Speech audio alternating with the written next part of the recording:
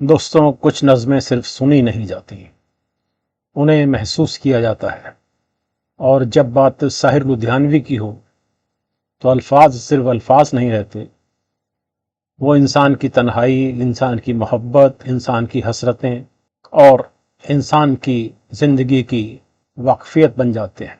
तो आज की इस वीडियो में हम सुनेंगे और महसूस करेंगे साहिर साहब की वो अमर नज़्म, वो नज़्में जाविदा, कभी कभी मेरे दिल में ख्याल आता है। ये एक ऐसी नज़्म है जिसमें मोहब्बत सिर्फ खुशी नहीं बल्कि एक अधूरी प्यास है। एक ऐसा ख्वाब है जो अगर पूरा हो जाता तो शायद ज़िंदगी कुछ और होती। इस नज़्म में इश्क भी है, तन्हाई भी है, यादों की नरम छाँव भी है और अंधेरी रह गुजारों का सन्नाटा भी। तो आइए कुछ देर के लिए इस शोर भरी दुनिया से दूर चलते हैं और उतरते हैं साहिर लुधियानवी के एहसासों की उस गहराई में जहां हर शेर दिल से होकर गुजरता है। तो आज की इस बातचीत में हम ये नज़्म पढ़ेंगे, सुनेंगे। कभी कभी मेरे दिल में ख्याल आता है कि ज़िंदगी तेरी जुल्फ़ों की नर्म छाँव में गर गुजरने पाती तो शादाब हो भी सकती थी। आइए शुरू करते हैं अपनी बात। तो आज की इस चर्चा में हम साहिर लुधियानवी की एक बेहद खूबसूरत और कालजयी रचना को डिकोड करेंगे। ये सिर्फ एक कविता नहीं है, बल्कि इंसानी जज्बातों के दो बिल्कुल अलग सिरों का एक परफेक्ट संगम है। एक तरफ वो उम्मीदों से भरा खूबसूरत भ्रम है जो हम सब पालते हैं, और दूसरी तरफ है वो चुभने वाली हकीकत। तो चलिए बिना किसी देरी के इस साहित्यिक सफर की शुरुआत करते हैं और देखते हैं कि कैसे महज कुछ अल्फाज इंसानी मन की सबसे गहरी परतों को खोलकर रख देते हैं। कभी कभी मेरे दिल में एक ख्याल आता है, इस एक लाइन में ही कितना ठहराव है ना? जैसे ही आप इसे सुनते हैं ऐसा लगता है जैसे समय कुछ पल के लिए रुक गया हो। ये सिर्फ एक लाइन नहीं है, बल्कि उस इंसान के जहन में झांकने का एक दरवाज़ा है जो अपने उन दबे हुए ख्यालों को टटोल रहा है, जो रोज़मर्रा की भागदौड़ में कहीं छुप तो जाते हैं लेकिन कभी पूरी तरह खत्म नहीं होते। भाग एक अमर कविता का परिचय और एक अधूरे विकल्प की कसक। तो इस पूरी रचना के केंद्र में वो एक सवाल है जो हम सब कभी ना कभी खुद से पूछते हैं, क्या होता अगर? जिंदगी में जब हम एक रास्ता चुन लेते हैं तो अक्सर पीछे छूट गए रास्तों की याद आती है। साहिर बस उसी इंसानी तजुर्बे को सामने रख रहे हैं, वो मलाल, वो कल्पना कि अगर हालात थोड़े से अलग होते तो शायद कहानी कुछ और ही होती। भाग 2, ख्वाब और मोहब्बत की पनाह, यानी एक आदर्श कल्पना का निर्माण। इस हिस्से में हम देखते हैं कि कवि अपने जज्बातों का एक बेहद महफूज ठिकाना बना रहा है, एक ऐसी जगह जहां दुनिया का कोई दुख, कोई दर्द पहुंच ही नहीं सकता। ये ईंट पत्थर का नहीं, बल्कि ख्यालों में बुना गया एक ऐसा आशियाना है जो पूरी तरह से एक रोमानी कल्पना पर टिका है। जरा इन शब्दों की गहराई को महसूस कीजिए। जुल्फों की नर्म छाँव। यहां सिर्फ खूबसूरती की बात नहीं हो रही है, बल्कि एक सुकून, एक आश्रय की तलाश है। लेकिन ध्यान दीजिए उस एक छोटे से शब्द पर, तो शादाब हो भी सकती थी। ये जो अगर और तो वाली बात है ना, यही सबसे बड़ा इशारा है कि ये सब सिर्फ एक ख्वाहिश है। हकीकत में ऐसा कुछ नहीं हुआ है। कभी कभी मेरे दिल में ख्याल आता है कि जिंदगी तेरी जुल्फों की नरम छाँव में गर गुजरने पाती तो शादाब हो भी सकती थी। ये तीरगी जो मेरी ज़ीस्त के मुकद्दर में छाई है, तेरी नज़र की शुआओं में खो भी सकती थी। साहिर ने यहाँ तीरगी शब्द का जो इस्तेमाल किया है वो वाकई कमाल का है। तीरगी का मतलब होता है गहरा अंधकार। अपनी जिंदगी पर छाए इस घुटन भरे अंधेरे को वो महबूब की नज़र की शुआओं यानी रोशनी की किरणों के ठीक सामने रखते हैं। कॉन्ट्रास्ट देखिए, एक तरफ जिंदगी का वो दुख है जिसका कोई इलाज नहीं, और दूसरी तरफ वो नज़र है जिसमें इस दुख को पूरी तरह मिटा देने की ताकत थी। कभी कभी मेरे दिल में ख्याल आता है कि जिंदगी तेरी जुल्फों की नरम छाँव में गर गुजरने पाती तो शादाब हो भी सकती थी। ये तीरगी जो मेरी ज़ीस्त के मुकद्दर पे छाई है, तेरी नज़र की शुआओं में खो भी सकती थी। अजब न था कि मैं बेगानाए अलम होकर तेरे जमाल की रानाइयों में खो रहता, तेरा गुदास बदन, तेरी नीमबाज आंखें, कि बस इन्हीं हसीन फसानों में महव हो रहता। अब यहाँ कल्पना और भी ज्यादा गहरी हो जाती है। कवि एक ऐसी दुनिया पेंट करता है जहाँ उसे दुनिया के दर्द से कोई मतलब नहीं। वो सिर्फ और सिर्फ महबूब की खूबसूरती और इन हसीन फसानों में इस कदर खो जाना चाहता है, या कहें महवू हो जाना चाहता है, कि उसे बाहरी दुनिया का कोई होश ही न रहे। इसे आप एक तरह का एस्केपिज्म या दुनिया से भागने की कोशिश कह सकते हैं। कभी कभी मेरे दिल में ख्याल आता है कि जिंदगी तेरी जुल्फों की नर्म छाँव में गर गुजरने पाती तो शादाब हो भी सकती थी। ये तीरगी जो मेरी ज़िस्त के मुक़द्दर पे छाई है, तेरी नज़र की शुआओं में खो भी सकती थी। अजब न था कि मैं बेगानाए अलम होकर तेरे जमाल की रानाइयों में खो रहता, तेरा गुदास बदन तेरी नीमबाज आंखें कि बस इन्हीं हसीन फसानों में महव हो रहता। इस एहसास को पूरी तरह समझने के लिए नेमबाज शब्द को समझना बहुत जरूरी है। इसका मतलब है आधी खुली आंखें। ये शब्द एक ऐसा नशा, एक ऐसा सम्मोहन पैदा करता है जिसमें इंसान हमेशा के लिए कैद रहना चाहता है। एक बेहद नाजुक सा भ्रम जिससे कोई भी बाहर नहीं आना चाहेगा। ये शब्द उस पूरी रुमानी कल्पना को एक अलग ही स्तर पर ले जाता है। कभी कभी मेरे दिल में ख्याल आता है कि जिंदगी तेरी जुल्फों की नर्म छाँव में गर गुजरने पाती तो शादाब हो भी सकती थी। ये तीरगी जो मेरी ज़िस्त के मुक़द्दर पे छाई है, तेरी नज़र की शुआओं में खो भी सकती थी। अजब न था कि मैं बेगानाए अलम होकर तेरे जमाल की रानाइयों में खो रहता, तेरा गुदास बदन तेरी नीमबाज आंखें कि बस इन्हीं हसीन फसानों में महव हो रहता। पुकारती जब मुझे तलखियां ज़माने की, तेरे लबों से हलावट के घूंट पी लेता। हयात चीखती फिरती बरहना सर और मैं तेरी घनेरी जुल्फों के साए में छुप के जी लेता। और ये बात बिल्कुल साफ दिखाती है कि कवि इस प्यार को दुनिया की कड़वाहट या जमाने की तलखियों से बचने के लिए एक ढाल की तरह इस्तेमाल करना चाहता है। जब जिंदगी की कड़वाहट उसे पुकारती तो वो इस मोहब्बत को एक एंटीडोट की तरह इस्तेमाल करता। तो ये सिर्फ रोमांस नहीं है, बल्कि इस जालिम दुनिया में जिंदा रहने के लिए एक सहारे की तलाश है। हलावट यानी मिठास। इस रचना में एक बहुत ही ताकतवर तस्वीर उकेरी गई है।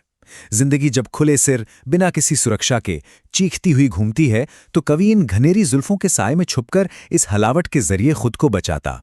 हम सब समझ सकते हैं कि जब दुनिया बहुत कठोर लगने लगती है तो इंसान स्वाभाविक रूप से बस ऐसी ही किसी पनाह की तलाश करता है। कभी कभी मेरे दिल में ख्याल आता है कि जिंदगी तेरी जुल्फों की नर्म छाँव में गर गुजरने पाती तो शादाब हो भी सकती थी। ये तीरगी जो मेरी ज़िस्त के मुक़द्दर पे छाई है, तेरी नज़र की शुआओं में खो भी सकती थी। अजब न था कि मैं बेगानाए अलम होकर तेरे जमाल की रानाइयों में खो रहता, तेरा गुदास बदन तेरी नीमबाज आंखें कि बस इन्हीं हसीन फसानों में महव हो रहता। पुकारती जब मुझे तलखियां ज़माने की, तेरे लबों से हलावट के घूंट पी लेता। हयात चीखती फिरती बरहना सर और मैं तेरी घनेरी जुल्फों के साए में छुप के जी लेता। मगर ये हो ना सका और अब ये आलम है कि तू नहीं, तेरा गम तेरी जुस्तजू भी नहीं। गुजर रही है कुछ इस तरह जिंदगी जैसे। भाग 3 टूटता ख्वाब और हकीकत, अचानक से यथार्थ के धरातल पर आना।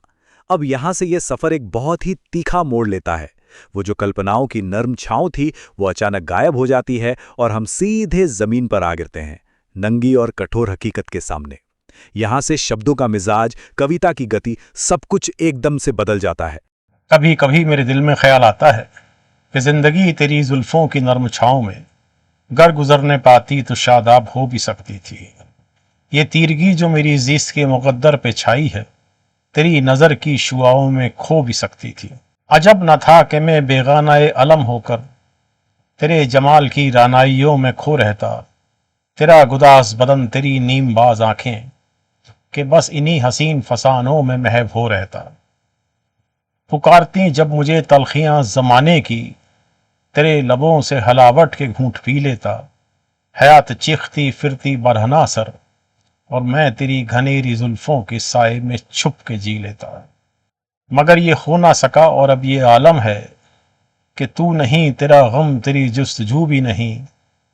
गुजर रही है कुछ इस तरह जिंदगी जैसे इसे किसी के सहारे की आरजू भी नहीं। हजार गमों को लगा चुका हूं गले, गुजर रहा हूं कुछ अनजानी रह गुजारों से। मुहीब साए मेरी सिमत बढ़ते आते हैं, हयात मौत के पुरहौल खारजारों से। कभी कभी मेरे दिल में ख्याल आता है।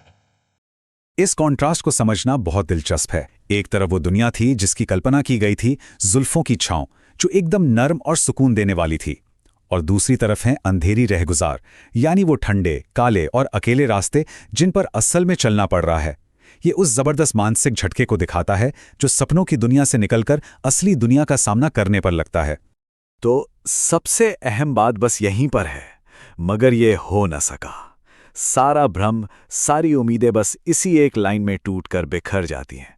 और इसके बाद जो आलम है वो और भी ज्यादा डराने वाला है। ऐसा नहीं है कि सिर्फ वो शख्स पास नहीं है, बल्कि अब उसका गम या उसे पाने की जुस्तजू यानी तलाश भी खत्म हो चुकी है। ये पूरी तरह से हार मान लेना है, जहां उम्मीद का कोई नामो निशान नहीं बचा। ये हिस्सा अस्तित्व की सबसे गहरी उदासी को दिखाता है। इंसान दुनिया से भावनात्मक रूप से इस कदर कट चुका है कि अब उसे किसी के सहारे की आरजू तक नहीं रही।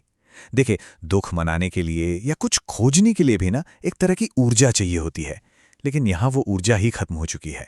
बस एक पूरी तरह का खालीपन है। कभी कभी मेरे दिल में ख्याल आता है कि जिंदगी तेरी जुल्फों की नर्म छाँव में गर गुजरने पाती तो शादाब हो भी सकती थी। ये तीरगी जो मेरी ज़िस्त के मुकद्दर पे छाई है, तेरी नज़र की शुआओं में खो भी सकती थी। अजब न था कि मैं बेगानाए अलम होकर तेरे जमाल की रानाइयों में खो रहता। तेरा गुदास बदन, तेरी नीमबाज आंखें कि बस इन्हीं हसीन फसानों में महव हो रहता। पुकारती जब मुझे तलखियां ज़माने की, तेरे लबों से हलावट के घूंट पी लेता। हयात चीखती फिरती बरहना सर, और मैं तेरी घनेरी जुल्फों के साए में छुप के जी लेता। मगर ये हो ना सका, और अब ये आलम है कि तू नहीं, तेरा गम, तेरी जुस्तजू भी नहीं। गुजर रही है कुछ इस तरह जिंदगी जैसे इसे किसी के सहारे की आरजू भी नहीं। कभी कभी मेरे दिल में ख्याल आता है, हजार गमों को लगा चुका हूं गले, गुजर रहा हूं कुछ अनजानी रह गुजारों से। मुहीब साए मेरी सिमत बढ़ते आते हैं, हयात मौत के पुरहौल खारजारों से। ना कोई राह, न मंजिल, न रोशनी का सुराग, भटक रही है खलाओं में जिंदगी मेरी। इन्हीं अंधेरों में रह जाऊंगा मैं खोकर, मैं जानता हूं मेरी हम नफस। मगर यूं ही कभी कभी मेरे दिल में ख्याल आता है। भाग 4, अंधेरों में भटकती जिंदगी यानी अस्तित्व का शून्यवाद। अब हम कवि के सफर के सबसे अंधकारमय और आखिरी पड़ाव पर आ गए हैं। यहां प्यार, उम्मीद या फैंटेसी के लिए कोई जगह नहीं बची है। अब सिर्फ जिंदगी के उस सफर को काटना बाकी है जहां दूर दूर तक कोई रोशनी नहीं है। इन शब्दों की क्रूर सच्चाई को महसूस कीजिए। हजार गमों को लगा चुका हूं गले। यहां कोई हीरोपंती नहीं है। यह बस एक ऐसे इंसान की मजबूरी है जिसने हर तरह के दुख को अपना लिया है। अब कोई शिकायत नहीं है, बस जीवन के उन रूखे, बिना रोमांस वाले अंधेरे रास्तों पर एक अंतहीन और थका देने वाला सफर चल रहा है। सच कहूं तो ये एक ऐसा एहसास है जो कभी ना कभी हम सबने महसूस किया होगा। पूरी तरह से दिशाहीन हो जाना, जब ना तो कोई रास्ता पता हो, ना कोई मंजिल दिखाई दे रही हो और ना ही रोशनी का कोई सुराग हो। बस घने अंधेरे में भटकती हुई एक जिंदगी। ये खुद को पूरी तरह से खो देने की सबसे चरम अवस्था है। और अब देखिए कि कहानी कैसे घूमकर वापस वही आ जाती है। कवि जानता है कि वो इन्हीं अंधेरों में हमेशा के लिए खो जाने वाला है। उसे अपनी मंजिल पता है, लेकिन इन सब के बीच उस भयंकर अंधेरे में भी वो क्या होता अगर का ख्याल उसका पीछा नहीं छोड़ता। मगर यूं ही कभी कभी मेरे दिल में ख्याल आता है। सच में ये इंसानी दिमाग की एक बहुत ही अजीब और दुखद सच्चाई है। और हमारी ये चर्चा हमें इसी एक गहरे सवाल के साथ छोड़ जाती है। हमने देखा कि यह महज एक कवि का अपना दुख नहीं है, बल्कि एक यूनिवर्सल सच्चाई है। इंसान की फितरत ही कुछ ऐसी है कि हमारी हकीकत चाहे जितनी भी काली क्यों ना हो जाए, अतीत की उन खूबसूरत अधूरी कल्पनाओं का एक छोटा सा हिस्सा हमारे जहन के किसी कोने में हमेशा जिंदा रहता है। ये वाकई एक ऐसा विचार है जिस पर हम सबको गौर करना चाहिए। आज की इस चर्चा में शामिल होने के लिए आपका बहुत बहुत शुक्रिया। वीडियो देखने के लिए बहुत धन्यवाद।